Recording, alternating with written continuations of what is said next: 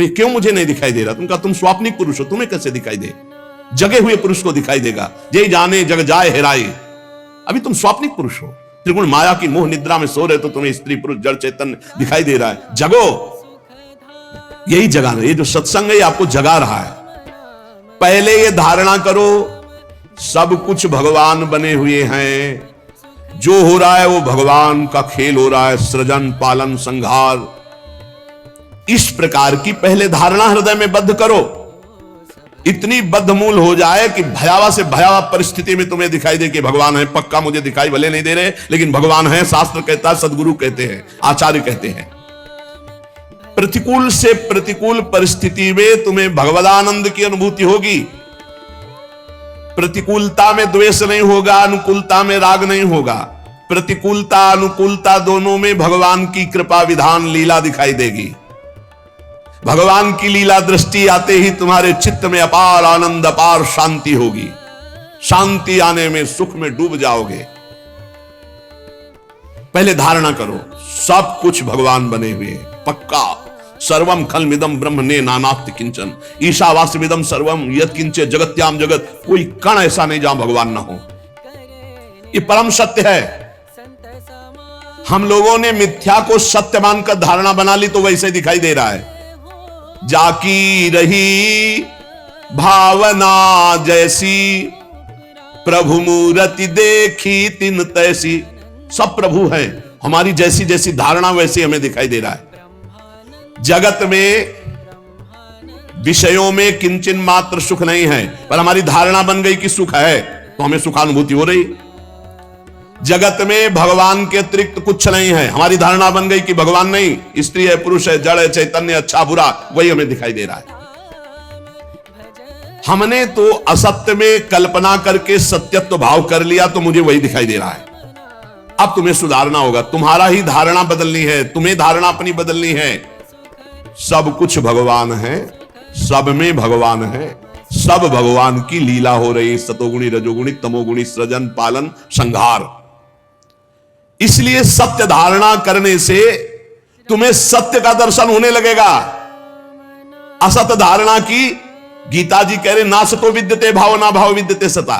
असत की सत्ता ही नहीं, तुम्हें सत्ता दिखाई दे रही, क्यों? धारणा कर ली। ये आदमी दुष्ट है, इसके पहले हमारे दिमाग का चश्मा दुष्ट होता है। पहले हमारे दिमाग में भगवान आते, ये भगवान, तो इसमें भगवान दिखाई देने लगे। हमारी धारणा बदलनी है, हमारा चिंतन बदलना है। इसलिए महापुरुषों ने कहा बुरा जो देखन में चला, बुरा न मिलिया कोई, उसकी दृष्टि में बने रहेंगे। अतएव साधक की परिपक्व साधना का स्वरूप है सब घटनाओं में, सब व्यक्तियों में, सब वस्तुओं में भगवान को देखना।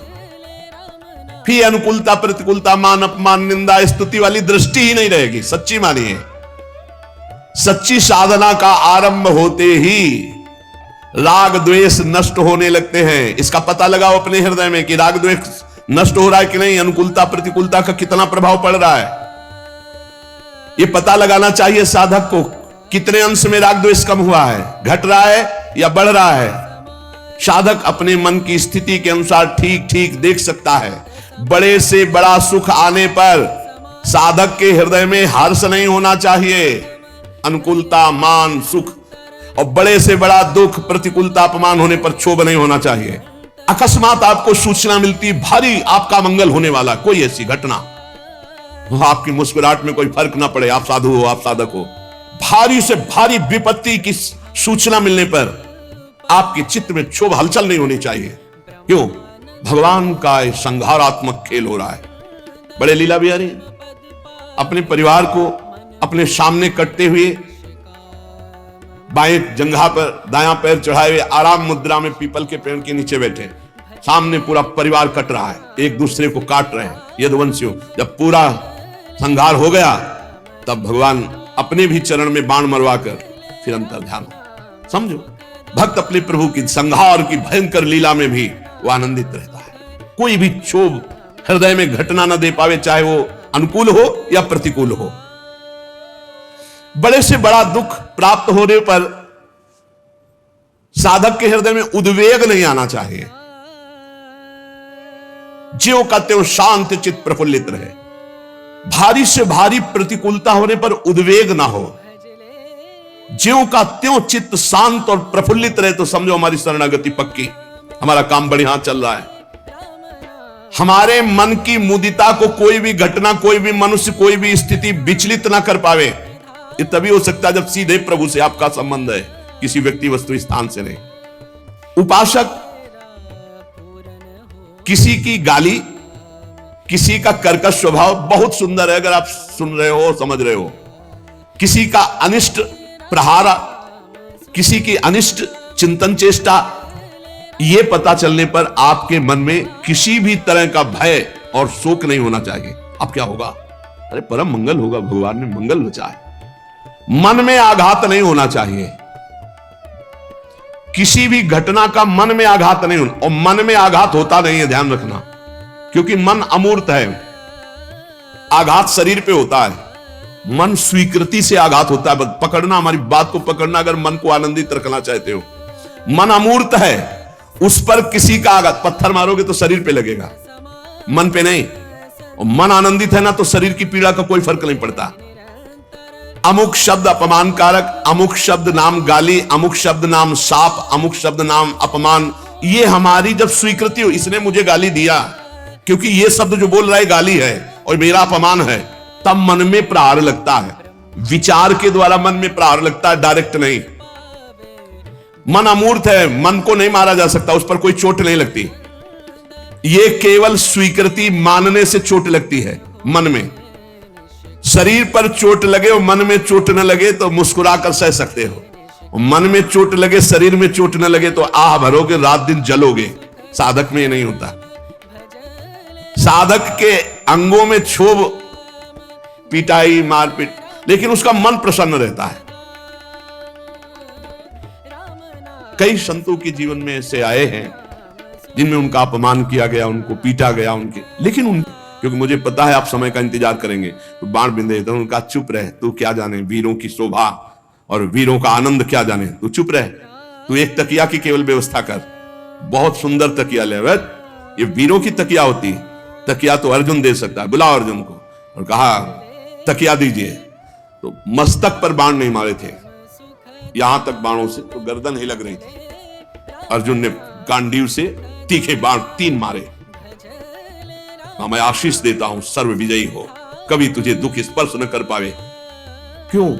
बाण मारा और आशीर्वाद। ये शूरवीरता, मन की स्वीकृति। वीरों की तकिया बाण होती है, ये गद्दा तकिया वाला वीर नहीं है, भीष्म पितामह है।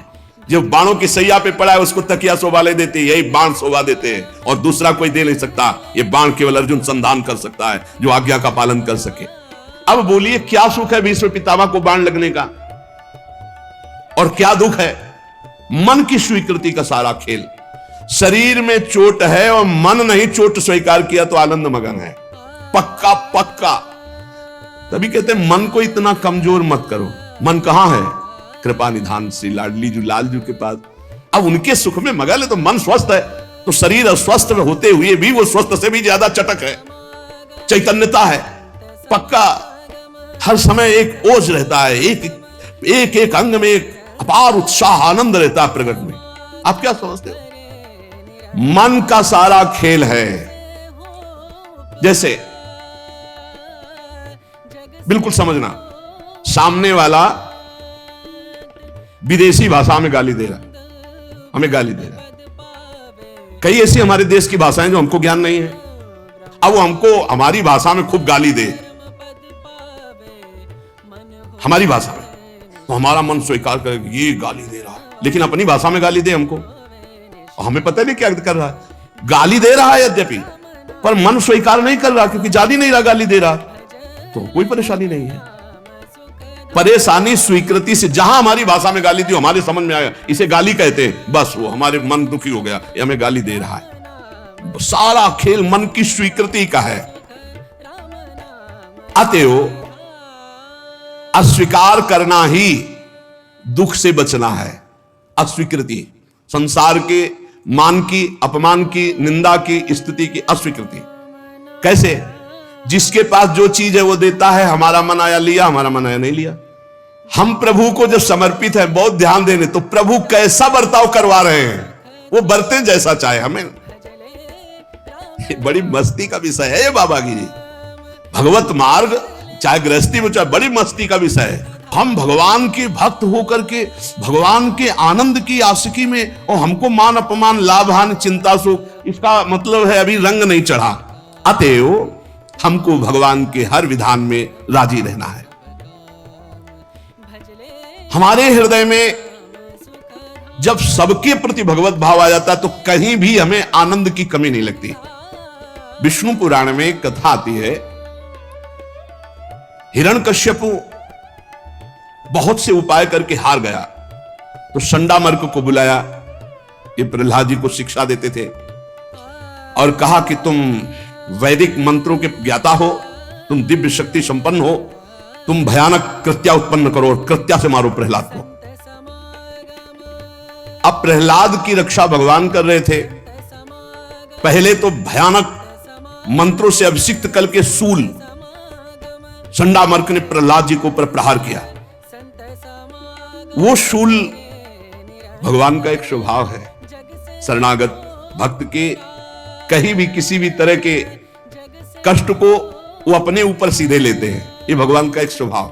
जब रावण ने क्रोधित होकर के बहुत ही विषम ऐसी शक्ति संधान करके शूल मारा कि विभीषण निश्चित पधार जाते, तो तुरंत विभीषण पाछे मेला, सन्मुख राम सहयो सोई, पूरी अपनी छाती पर वो वार सहा भगवान ने। तो देखा प्रहलाद जी ने कि भगवान श्रीहरि सामने, और शूल भगवान श्रीहरि के अंग का भेदन तो कर ही नहीं सकता, नष्ट हो गया। और ये किसी ने नहीं देखा, ये केवल प्रहलाद जी ने देखा कि भगवान श्रीहरि सामने, कहीं खरोच भी नहीं आई। हिरण्यकश्यप की प्रेरणा से भयानक कृत्या का अविचार उत्पन्न किया। बहुत भयानक होता है ये, जिसे गांव में मूठ कहते हैं और शास्त्रीय भाषा में अविचार प्रयोग कहते हैं, मारण अविचार। ये अमोघ होता है, पक्का मरेगा मरेगा।